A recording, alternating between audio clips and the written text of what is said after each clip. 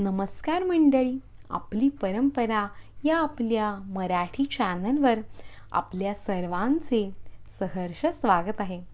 मंडळी, आजचा व्हिडिओ श्री शनी महाराज जयंती विशेष असणार आहे. त्यामुळे आजच्या व्हिडिओत आपण जाणून घेणार आहोत भारतातील, महाराष्ट्रातील अतिशय सुप्रसिद्ध असलेल्या जागृत शनी शिंगणापूर क्षेत्राची माहिती. त्यामुळे व्हिडिओ शेवटपर्यंत पहा.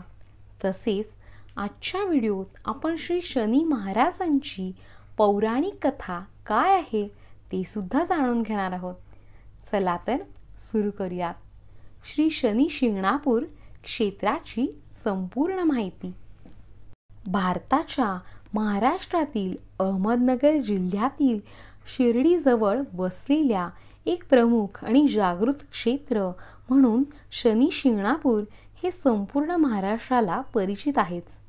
शनी मंदिरामुळे गावाच्या नावात शनी जोडले गेले आहे आणि त्यामुळेच या गावाचे नाव शनी शिंगणापूर असे झाले आहे.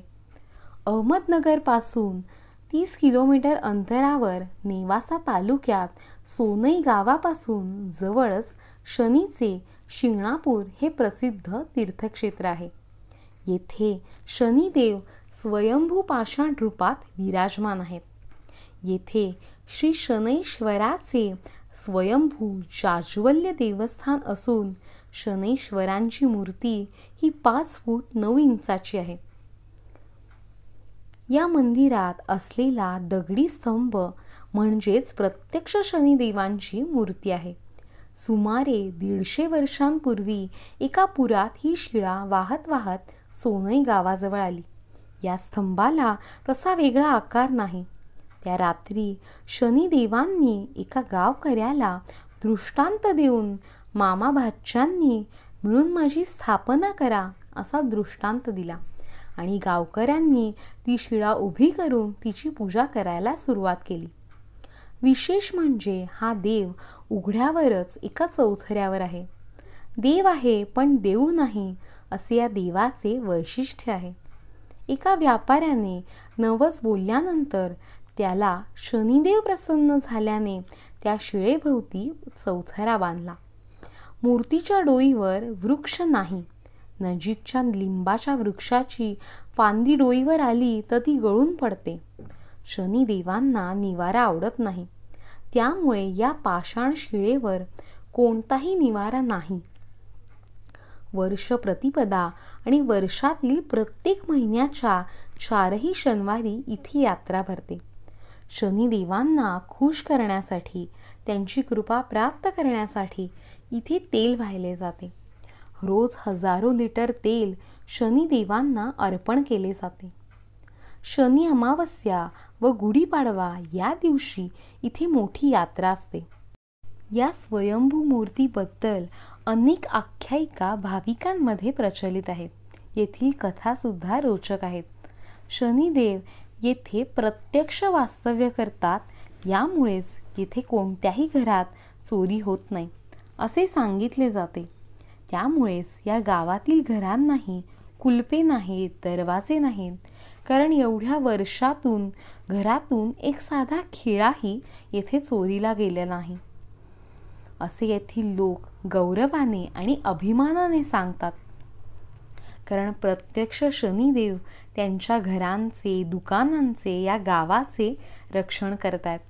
अशी या गावावर प्रत्यक्ष शनिदेवांची कृपा आहे. या लहानशा गावाची लोकवस्ती सुमारे 3000 असेल. पण येथील घरांना दरवाजे नाहीत याचे सर्वांनाच आश्चर्य वाटते. शनीच्या या नगरीची रक्षण खुद्द शनिदेव करतात असे सर्वजण मानतात. त्यामुळे चोरी केल्यावर कोणीही चोर या गावाची सीमारेषा जिवंत अवस्थेत पार करूच शकत नाही असे सांगितले जाते. येथे चोरी केल्यास अंधत्व येत असल्याची आख्यायिका भाविकांमध्ये प्रचलित आहे. येथे पर्यटक मोठ्या संख्येने येतात. अगदी जगावेगळे असलेले हे देवस्थान येथील चमत्कारांमुळे खूपच प्रसिद्ध पावले आहे. मंदिरात दर्शनाचे नियम अतिशय कडक आहेत. देवदर्शन दिवसातून कोणत्याही वेळेस घेता येते. शनिदेव बालब्रह्मचारी असल्याने महिला दुरूनच दर्शन घेतात. दर्शनापूर्वी अंघोळ करून शुचिर्भूत होणे अतिशय आवश्यक असते. त्यामुळेच अंघोळीची व्यवस्था देवस्थानाच्या आवारातच कायम आहे. पुरुष स्नान करून ओल्या कपड्यांनीच दर्शन घेतात. त्यानंतर शनीच्या मूर्तीवर तिळाचे तेल वाहून प्रदक्षिणा घालतात. दर्शन घेतल्यानंतर भाविक तिथे असलेल्या दुकानातून घोड्याची नाल तसेच काळ्या कपड्यांनी बनलेली शनिदेवांची बाहुली खरेदी करतात. घोड्याची नाल घराच्या बाहेर लावल्याने घराला दृष्ट लागत नाही असे मानले जाते.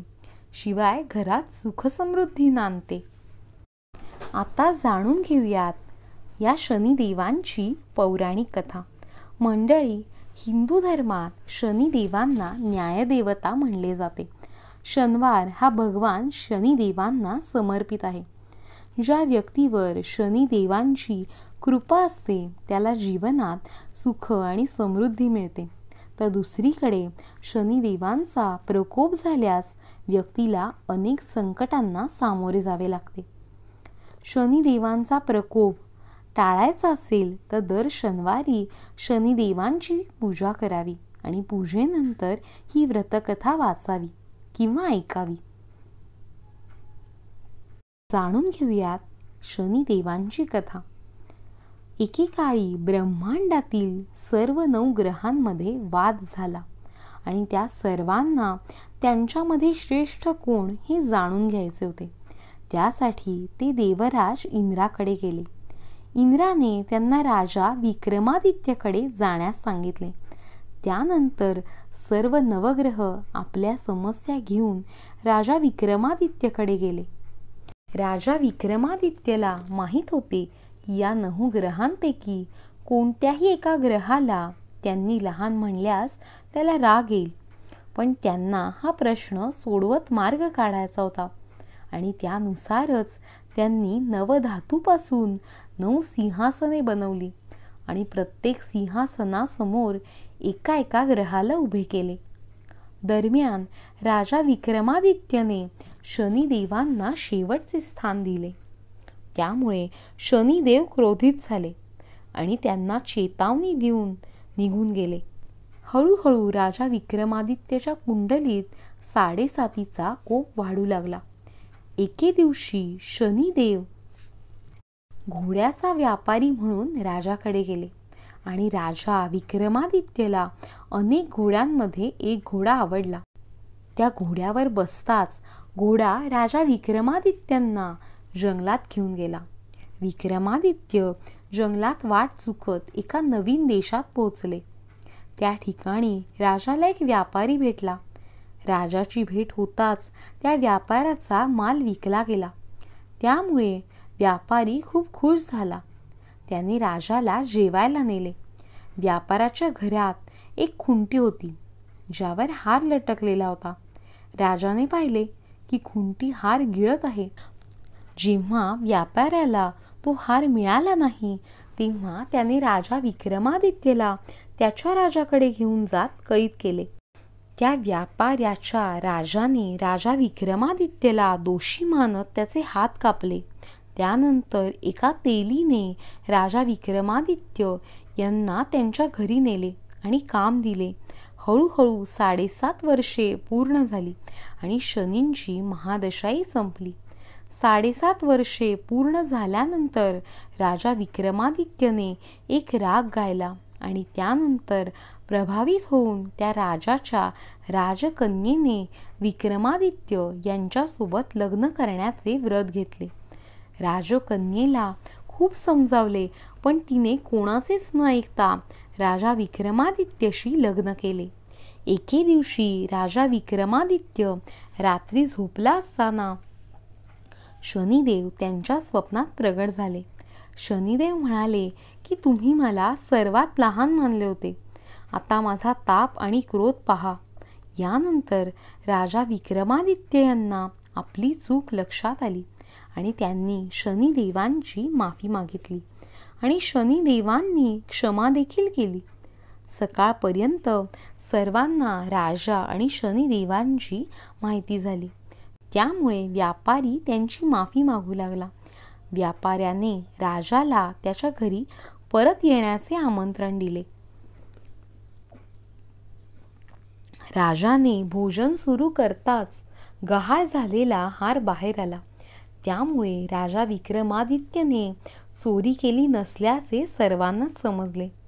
व्यापाऱ्याने आपल्या मुलीचे लग्न राजा विक्रमादित्यशी केले. त्यानंतर राजा विक्रमादित्य आपल्या 2 राण्यांसह उज्जैनला परतले. ही होती शनिदेवांची पौराणिक कथा. कथा आवडली का नक्की कमेंट बॉक्समध्ये सांगा. आणि व्हिडिओ आवडला तर लाईक आणि तुमच्या मित्रमैत्रिणींसोबत शेअर करायला विसरू नका. तसेच अशा नवनवीन माहितीपूर्ण व्हिडिओसाठी आपली परंपरा या चॅनलला आत्ताच सबस्क्राईब करा. धन्यवाद.